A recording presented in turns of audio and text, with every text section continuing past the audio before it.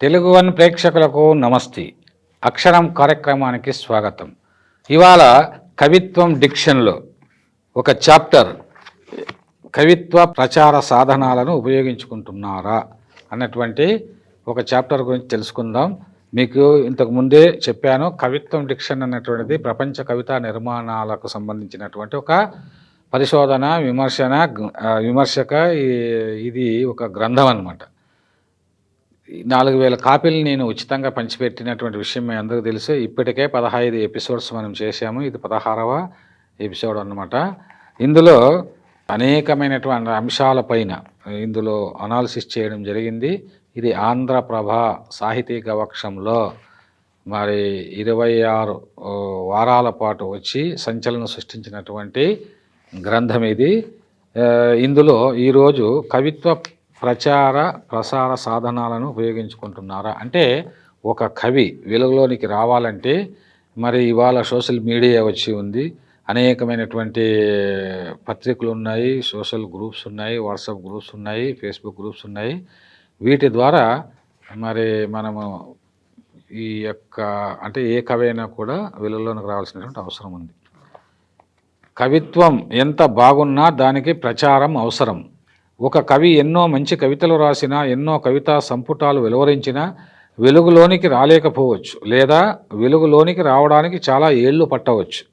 Metro నగరాల్లో ఉన్న కవులు తక్కువ కాలంలో మంచి గుర్తింపులోనికి వస్తున్నారు. అందులోనూ పబ్లిక్ రిలేషన్, పైరవీలు, కాకాలు, బాకాలు ఊదడం నేర్చుకున్న వాళ్ళే ప్రతిభ లేకపోయినా వెలుగులోనికి వస్తున్నారు.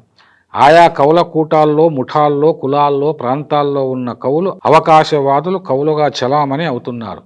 దీనికి తోడు దిన, వార, మాస పత్రికల్లో యువ కవులు, నవకవులు, గ్రామీణ ప్రాంతాల కవులకు ఎక్కువ మందికి చోటు దక్కకపోవడం, మంచి కవితలు ప్రచురణకు పంపినా ముద్రించకపోవడం వల్ల కొత్త డిక్షన్తో వచ్చిన కవిత్వం ప్రసారానికి నోచుకోకుండా మరుగున పడుతోంది. అసలైన కవిత్వం, మంచి కవిత్వం ఎక్కడున్నా గుర్తించాల్సిన విమర్శకులు, భాషావేత్తలు తమ వందిమాగదుల బృందగానానికి మురిసిపోయి చెత్త కవిత్వాన్ని గొప్ప కవిత్వంగా ప్రచారం చేసి కుహనా కవులను, క్యారెక్టర్ లేని కవులను గొప్ప కవులుగా చేసిన సందర్భాలు లేకపోలేదు. ఇక అవార్డులు, రివార్డులు వచ్చిన వారి కవిత్వం గొప్పదని, రానివారి కవిత్వం తక్కువ స్థాయిదని భావించడానికి వీలు లేదు. ప్రతిభ ఉన్న కవులు తాము మంచి కవిత్వం రాసినా వెలుగులోనికి రాలేకపోవడానికి కారణాలు అనేకం. నంబర్ 1, కవులకు ఎలా తమ కవిత్వాన్ని ప్రమోట్ చేసుకోవాలో తెలియకపోవడం. నంబర్ 2, ప్రచార ప్రసార సాధనాలను ఉపయోగించుకునే శక్తియుక్తులు లేకపోవడం. నంబర్ 3, కవి సమ్మేళనాలలో ఎక్కువగా పాల్గొనలేకపోవడం. నంబర్ 4, ప్రపంచవ్యాప్తంగా వస్తున్న కవిత్వపు వెబ్సైట్లను, కవిత్వం ప్రచురించే పత్రికలను, అంతర్జాల పత్రికలు, కవిత్వం గ్రూపులు అంటే వాట్సాప్ గ్రూపులు మొదలైన వాటి గురించి తెలుసుకోలేకపోవడం. 5వది, ఇంటర్నెట్ సౌకర్యాన్ని వినియోగించుకొని ఫేస్బుక్లో కవితలు పెట్టే ఓపిక లేకపోవడం. ఈ మధ్య చాలామంది ఎఫ్బీని బాగా ఉపయోగించుకుంటున్నారు. 6వది, కవితా సంపుటాలు వెలువరించాక కనీసం వాటిని సమీక్షకులకు, పత్రికా సమీక్షలకు పంపకపోవడం. పెద్ద కవులకు, ముఖ్యంగా కవిత్వం చదివే వారికి ఇవ్వకపోవడం. 7వది, కవిత్వ శిక్షణ శిబిరాల్లో, కవి సమ్మేళనాల్లో, సాహితీ సభల్లో తమ పుస్తకాలను వెలుగులోనికి తెచ్చే వారికి పంచకపోవడం. 8వది, అహంకారం వదిలి తమ కవిత్వ ప్రచురణ కోసం ఆయా సంస్థలను, పత్రికా సంపాదకులను, కవిత్వాన్ని, కవులను ప్రమోట్ చేసే వ్యక్తులతో సత్సంబంధాలు కొనసాగించలేకపోవడం. 9వది, పనికిరాని సంస్థల, సాహితీ వ్యాపారుల, ప్రభుత్వ, ప్రైవేట్ పురస్కారాల కోసం వెంపర్లాడటం. 10వది, అర్హత లేకున్నా వందల వేలు కవితలు రాశామని విర్రవీగుతూ పెద్దల సహాయాన్ని, ప్రోత్సాహాన్ని ఆశించకపోవడం. ఇలా అనేక కారణాల వల్ల కవులు తమ కవిత్వాన్ని మార్కెట్ కానీ, ప్రమోట్ కానీ, ప్రచారం కానీ చేసుకోలేకపోతున్నారు. ఊహల్లో, భ్రమల్లో జీవిస్తూ తాము ఏమాత్రం ప్రయత్నం చేయకుండానే ఇతరులను నిందిస్తూ వెనుకబడిపోతున్నారు. ఈ లోకంలో ఎవరు తమంత తాము మీ ముందుకొచ్చి సహాయం చేయరు. ఎవరి స్వప్రయోజనాలు వారికి ఉంటాయి. కానీ కవులే తమ కవిత్వ ప్రచారం కోసం, తమ కవితలు వెలుగులోనికి తీసుకురావడం కోసం ఎన్ని మార్గాలు ఉన్నాయో అన్నింటినీ అన్వేషించాలి. కవితలు ప్రచురించే దినపత్రికలు అని ప్రతి సోమవారం ఆంధ్రజ్యోతి, సాక్షి, ఆంధ్రప్రభ, వార్త, ఆంధ్రభూమి, సూర్య, నమస్తే తెలంగాణ, నవతెలంగాణ, ప్రజాశక్తి, మనం, నేటి నిజం, గణేష్ పత్రిక, ఇంకా పారిజాతం, పాలపిట్ట ఇంకా ఇలాంటి ఎన్నో పత్రికలు అంటే దినపత్రికలు, వారి పత్రికలు ఉన్నాయి. వాటిలో మరి వాటిలో ప్రచురించి కవితలను ఫేస్బుక్లో పెట్టుకోవచ్చు.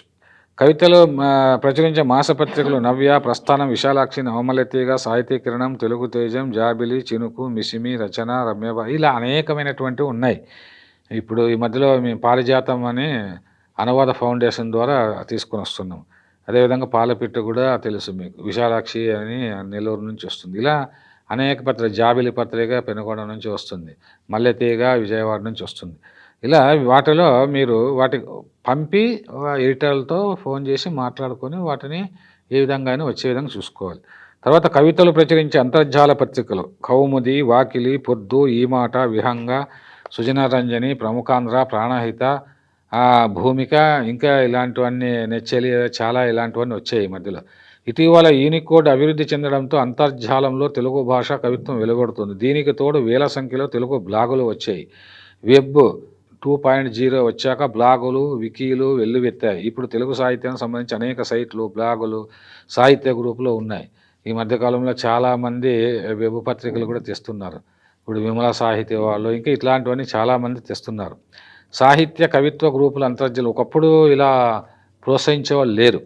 సాహిత్య స్పందన, కవి సమ్మేళనం, సాహిత్య వేదిక, కవి సంగమం, జాబిల్లి, రసధ్వని, కవిత్వం డిక్షన్, సాహిత్యం, భావుక, పొన్నాడవారి పున్నాగవనం, సాహిత్యం మనం, ప్రతిలిపి, హృదయ స్పందన, సాహితీ సేవ, నదీ ప్రవాహం, తెలుగు సాహిత్యం, సాహితీ సంఘం, సాహితీ జగతి, కవిత్వశాల, సాహితీ సవడి, భావకత్వం ఇలా అనేకమైనటువంటివి గ్రూపులు వచ్చేసాయి అన్నమాట. ఫేస్బుక్ గ్రూపులు, వాట్సాప్ గ్రూపులు, ఇలా ఇంకా ఎన్నో వెబ్ సాహిత్య గ్రూపులు ఉన్నాయి. ప్రతి గ్రూపులో వేల సంఖ్యలో కవులు, రచయితలు సభ్యులుగా ఉన్నారు. మీరు రాసిన కవితలు ఈ గ్రూపుల్లో లేక అన్ని గ్రూపుల్లో 1-2 రోజు పెట్టవచ్చు. పెద్ద చిన్న అనకుండా కవులందరూ చదువుతారు. దేశ విదేశాల్లో ఉన్న కవులు చదువుతారు. అలాగే ఆయా ప్రాంతాల్లో ఉన్న రేడియోలను, టీవీ ఛానళ్లలో వచ్చే సాహితీ కార్యక్రమాల్లో 10 టీవీలో 4 ఏళ్ళ అక్షరం ప్రోగ్రామ్ని నేనే దాదాపు 230 ఎపిసోడ్ల పైన నేను చేశాను. వేలాది మంది కవులను ప్రోత్సహించాము. అదేవిధంగా ఇప్పుడు తెలుగు ఉన్న ఛానల్లో కూడా అక్షరం ప్రోగ్రాం ద్వారా ఎంతోమందిని వెలుగులోకి తెస్తున్నాం. అదేవిధంగా ఈ విషయాలను తెలుసుకోకుండా గ్రామీణ, తాలూకు, జిల్లా స్థాయిలోని ఉండిపోయిన కవులు తమ కవితలను కేవలం పత్రికలకు పంపించి ప్రచురణ కోసం ఎదురు చూస్తూ నిరాశ చెందుతుంటారు. అది వ్యర్థం. ఈ విషయాలను గమనించి ఇకపై అనేక కవిత్వ ప్రచురణ సాధనాలను, అవకాశాలను ఉపయోగించుకోవాలి. మీరు ఎలా బతికినా ఒకనాడు చచ్చిపోతారు. కవిత్వం ఊపిరి పరిమళంగా ఉన్నవారు కవిగా, చచ్చిపోయిన కళారవిగా మిగిలిపోతారు అనే తెలుసుకోవాలన్నమాట.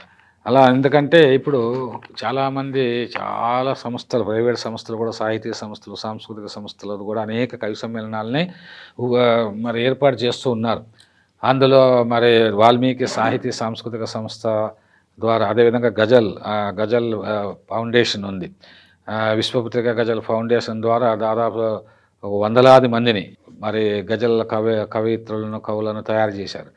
అదేవిధంగా అనేకమైనటువంటి సాహితీ గ్రూపులు, విమల సాహితీ సమితి ద్వారా కావచ్చు, అదేవిధంగా మల్లెతీగ ద్వారా కావచ్చు, ఇలా నేను భారతీయ సాహిత్య అనువాద ఫౌండేషన్, నవ్యాంధ్ర రచయితల సంఘం ద్వారా సహస్ర కవి సమ్మేళనం, శత కవి సమ్మేళనాలు, ద్విశత కవి సమ్మేళనాలు, అనేక దాదాపుగా ఒక 600 సంస్థలకు అందరిని ఏకం చేసి తిరుపతిలో 200, విజయవాడలో 200, ఇక్కడ 200 సంస్థలను కలిపి ఆ సంస్థల ద్వారా కూడా అనేకమైనటువంటి ఫౌండేషన్స్ ద్వారా కూడా వారానికి ఒకటి, అంటే నెలకు సుమారుగా 4 కవి సమ్మేళనాలు నేనే చేస్తున్నాను. కాబట్టి ఇట్లా 100లాది మందిని, వేలాది మందిని కవులకు అవకాశాలు ఉన్నాయి. మా కాలంలో అలా లేదనమాట. మమ్మల్ని అంటే నేను ఎన్ని పుస్తకాలు రాసినా రాసుకొని మేము మాకు తెలిసిన వాళ్ళకు మాత్రమే పంచుకునేటువంటి కాలం అది. కానీ ఇప్పుడు సోషల్ మీడియా వచ్చిన తర్వాత సులభంగా కవులను ప్రమోట్ చేసుకోవడానికి, కవులు తమ యొక్క పుస్తకాలను, కవితలను ప్రమోట్ చేసుకోవడానికి అద్భుతమైనటువంటి అవకాశాలు ఉన్నాయనేటువంటి విషయాన్ని అందరూ గుర్తించాలి. పత్రికలు, వెబ్ పత్రికలు, దినపత్రికలు, వారపత్రికలు, పక్షపత్రికలు ఎక్కడైనా సరే మీరు కవిత్వాన్ని రాస్తూ ప్రచురిస్తూ, ఎందుకంటే నారాయణ రెడ్డి గారు తన ఊపిరి ఉన్నంత వరకు చిన్న పత్రికలకైనా కూడా ఒక కవిత పంపేటువంటి మహానుభావుడు. అంటే కవి అన్నటువంటి వాడు చిన్న పత్రికల, పెద్ద పత్రికల, వెబ్సైట్ల, అక్కడ సోషల్ మీడియా ఇది అనే కాదు. అదేవిధంగా తాము వేసుకున్నటువంటి కవితా సంపుటాలను కూడా ప్రముఖమైనటువంటి కవులందరికీ కూడా పంపించాలి. అంతేగాని తమ ఇళ్లలో పెట్టుకొని ఎవరో అంటే ఊరికే మొహమాటానికి పోయి కవిత్వం ఇంట్రెస్ట్ లేనటువంటి వాళ్ళకి మాత్రం దయచేసి మీరు పుస్తకాలు ఎక్కడ ఇవ్వకండి. మీరు బాగా కవిత్వాన్ని ప్రేమించేటువంటి వాళ్ళకి కవిత్వాన్ని పంపించండి. అలా పంపించడం వల్ల రేడియో స్టేషన్‌లకు గానీ, దూరదర్శన్‌లకు గానీ ఎంతోమంది ప్రోత్సహించేటువంటి వాళ్ళున్నారు. ఎవరు మనల్ని ప్రోత్సహిస్తారో వాళ్ళకు మాత్రమే మన కవితా సంపుటాలను పంపించాలని మీకు తెలియజేస్తూ, నిరంతరము నువ్వు ఎన్ని కవితలు రాసినా, ఎన్ని పుస్తకాలు వేసినా పబ్లిసిటీ లేకపోతే మనము వెలుగులోకి రాము. ఒకప్పుడు మరి లైఫ్ బాయ్ అనేటువంటి ఒక సోప్ వచ్చేదనమాట. కాబట్టి ఆరోగ్యానికి రక్షణనిస్తుంది లైఫ్ బాయ్ అని ఎప్పుడు టీవీల్లో వచ్చేవి. కానీ ఈరోజు అటువంటి లైఫ్ బాయ్ పోయింది. ఈరోజు అనేకమైనటువంటి షోపులు అడ్వర్టైజ్మెంట్ వచ్చింది. కాబట్టి మార్కెట్లో లేకుంటే మాయమైపోతారు అన్నటువంటి విషయాన్ని కవులు రచయితలు గుర్తుంచుకొని ఎవరు పబ్లిసిటీ వాళ్ళు చేసుకోవాలని తెలియజేస్తూ ఈ ఎపిసోడ్ను ముగిస్తున్నాను. ధన్యవాదాలు.